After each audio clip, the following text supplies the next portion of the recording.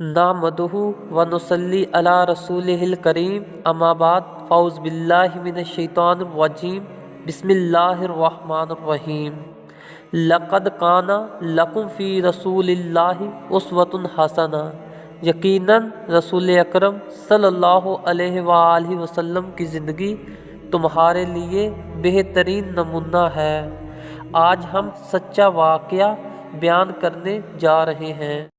جیسا کہ باپ بیٹا دونوں غزوہ بدر میں حق و باطل کی پہلی جنگ میں شمولیت کے آرزو مند تھے، مکہ سے باہر دشمن کے سردار ابو جہل نے ان دونوں کو روک لیا اور کہا، قسم کھاؤ تم ہمارے خلاف لڑنے نہیں جا رہے بلکہ مدینہ جا رہے ہو۔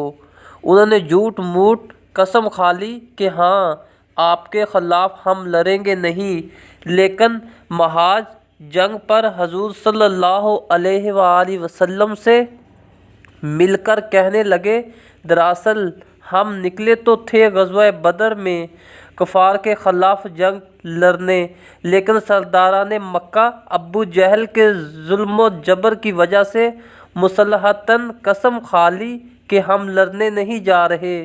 حضور صلی اللہ علیہ وآلہ وسلم نے فرمایا، بس تم اپنی اس قسم کی پاسداری کرو، خدا ہماری مدد کرے گا۔